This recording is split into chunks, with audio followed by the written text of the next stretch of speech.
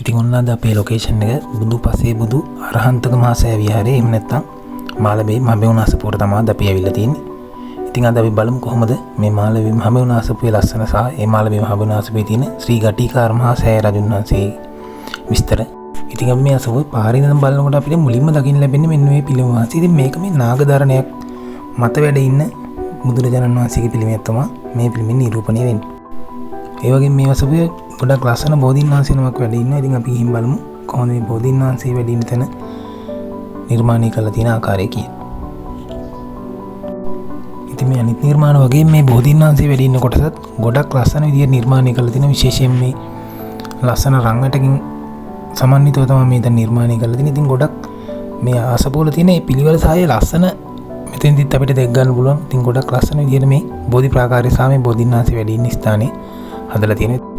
අපි ඉතින් ඊළඟට යමු විහාර මන්දිරේ සහ මේ ගටිකාර මහසෑය වහන්සේ කොහොමද නිර්මාණය කරලා තියෙන්නේ කියලා බලන්න.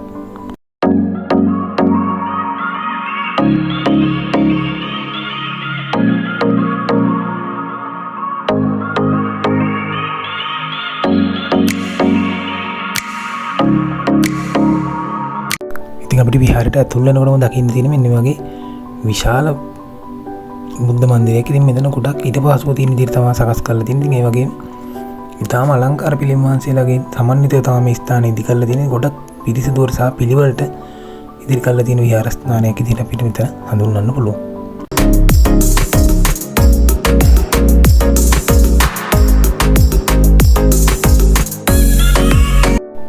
ඉතින් ඊළඟ තට්ටුවේ තමයි මෙතන ගොඩක්ම ලස්සන නිර්මාණ ඉදිරි කරලා තියෙනවා කියලා අපිට දැනගන්න ලැබුණේ. අපි එතෙන්ට ගිහින් බලමු මේ පසේ බුදුරජාණන් වහන්සේලා වෙනුවෙන් කරපු ඒ මන්දිරය කොහොමද නිර්මාණය කරලා තියෙන්නේ. ඉතින් මේ තියෙන්නේ ගොඩක් අය අපිට කියපු ඒ ලස්සන නිර්මාණය. ඉතින් මෙතන නිර්මාණය කරලා තියෙන්නේ හිමාලයේ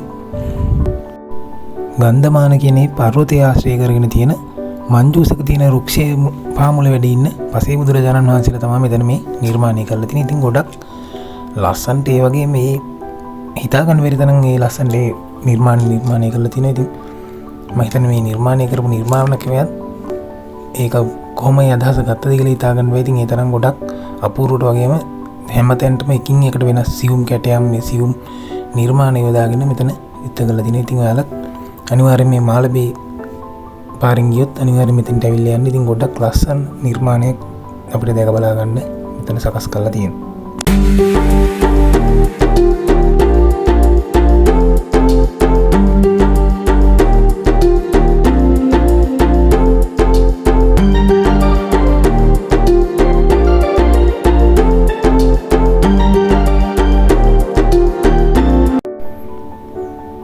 අපි තුන්වෙනි මාලට ගියාම ඉතින් මේ වගේ බුදුරජාණන් වහන්සේගේ පිළිමයක් සහ ඒ සෙසු පිළිම වහන්සේලා තැන්පත් කරලා තියෙන විහාර මන්දිරයක් තමයි දැක් ගන්න හම්බෙන්නේ.